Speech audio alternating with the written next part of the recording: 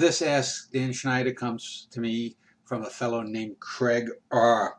Craig asks me, Dan, I have heard you mention on many of your videos something that you call different domains in life and in art.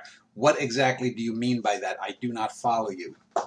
Well, Craig, what I mean by different domains is that basically you can't use one aspect of a person's personality or one aspect of life and use it as necessarily a rational comparison elsewhere. For example, and probably this is the example that you may have heard me give or may have alluded to. Suppose that I was the publisher, a poetry publisher. I got a lost manuscript of the sonnets of Dr. Mengele, Dr. Joseph Mengele, the Nazi butcher. And let's say that those sonnets were not only very good, but great.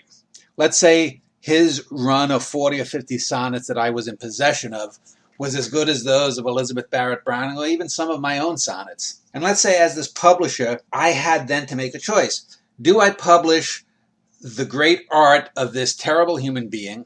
And if I do, does that mean that I sympathize with this person and his bad beliefs, his bad actions, his evil actions? Now, my answer, of course, would be, of course I would publish him. Not only is there just the idea that you're going to publish great art for great art's sake, but you would want to publish them so that you could contrast. How could a mind that could construct a sonnet maybe that's in a league with something like one of the best sonnets of Robert Frost or the best sonnets of Rilke or Elizabeth Barrett Browning or myself, how could I not publish that? The reality is that just because Mengele was a butcher doesn't mean he was not capable of great art.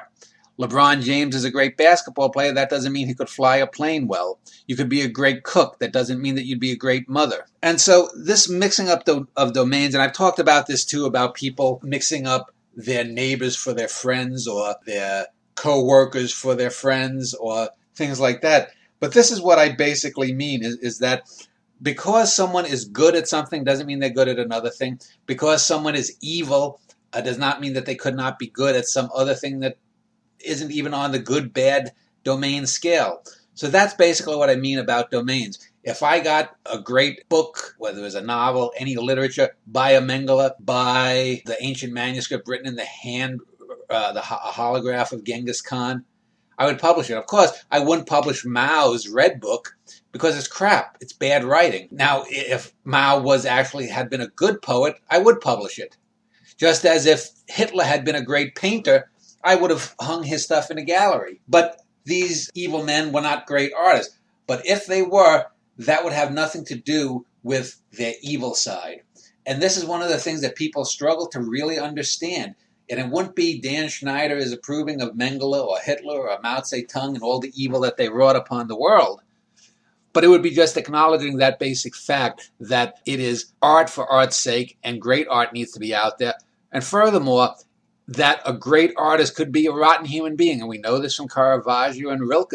They weren't in a league with the Mengeles and the Mao Tse-Tungs, but they were rotten human beings and they produced great art. So that's what I mean, Craig. Thanks for writing.